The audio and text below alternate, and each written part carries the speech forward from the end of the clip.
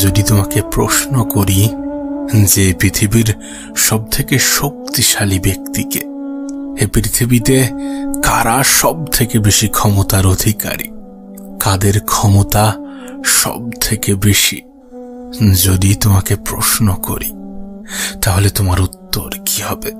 তাহলে তোমার জবাব কি হবে? এই পৃথিবীতে যারা সব থেকে বেশি ধৈর্যশীল তারাই সব থেকে বেশি শক্তিশালী।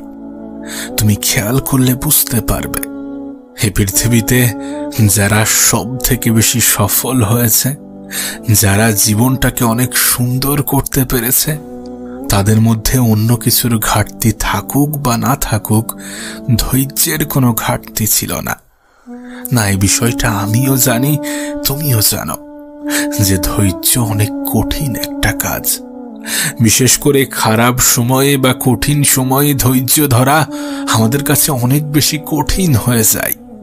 কিন্তু তুমি তো এটা জানো যে যে জিনিস যত বেশি কষ্ট দেয় সেই জিনিস থেকে তত বেশি ফায়দা পাওয়া যায়, তত বেশি উপকার হয়। ধৈর্যটা এত কঠিন বলেই এর ফায়দাটা এত বেশি। সত্যি বলতে সমস্ত কিছু সময়ের সাথে পরিবর্তন হয়ে যায়। কিছু খারাপ সময়ের সমাপ্তিতে ভালো সময়ের উদয় হয়। কিন্তু যদি কোনো ব্যক্তি খারাপ সময়ে ধৈর্য না ধরতে পারে, তাহলে তার ভালো সময়টা কিভাবে আসবে? একটু তো ধৈর্য ধরো, নিজের খারাপ সময়ে একটু ধৈর্য ধরো।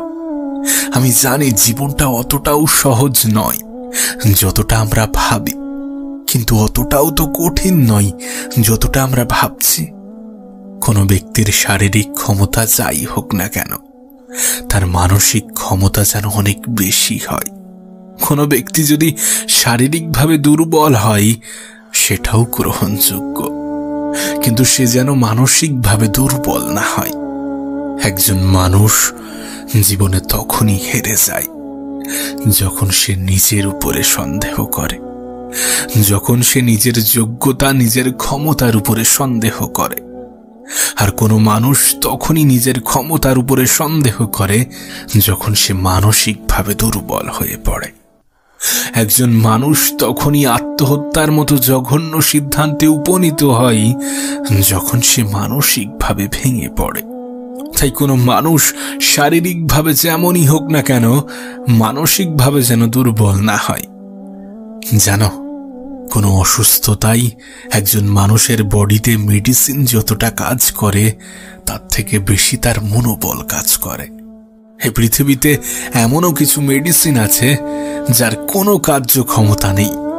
কিছু ঔষধ এমনও আছে যেটা বডিতে গিয়ে কোনো কাজ করে না, কিন্তু সেটাও মানুষের সুস্থতার কারণ হয়, সেটাও একজন মানুষকে সারিয়ে তোলে।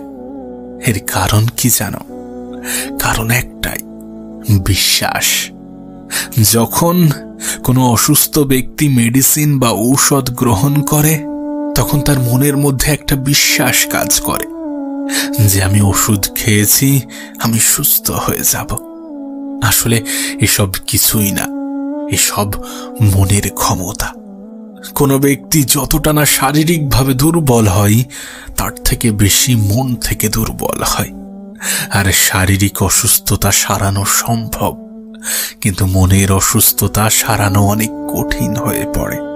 তাই মন থেকে দুর্বল হওয়া যাবে না, মন থেকে কখনোই হার মানা যাবে না। জানি পরিস্থিতিটা খারাপ, জানি কোনো কিছুই ঠিকভাবে চলছে না, জানি পরিকল্পনা মতো কোনো কিছুই হচ্ছে না, কিন্তু তারপরেও এটাকে অ্যাকসেপ্ট করতে হবে যে সময় আসবে। সেদিন দূরে নয় যেদিনটা আমার হবে। আর বিশ্বাস করো, মানুষ যেটা ভাবে সেটা হয়ে যায়। কেউ ডাক্তার হওয়ার আগে তার মনে একটা ডাক্তার হওয়ার স্বপ্ন থাকা প্রয়োজন। কেউ শিক্ষক হওয়ার আগে তার মনে একটা শিক্ষক হওয়ার স্বপ্ন থাকা প্রয়োজন। কেউ ভালো ব্যবসায়ী হওয়ার আগে তার মনে একটা স্বপ্ন থাকা প্রয়োজন। বিজ্ঞান দ্বারা এটা প্রমাণিত যে তুমি যদি পজিটিভ মানুষের সংস্পর্শে থাকো, তাহলে তোমার চিন্তা ভাবনাও পজিটিভ হবে। ঠিক তেমন ভাবেই তুমি যদি নেগেটিভ মানুষের সংস্পর্শে থাকো, তাহলে তোমার চিন্তা ভাবনাগুলোও আস্তে আস্তে নেগেটিভ হতে থাকবে।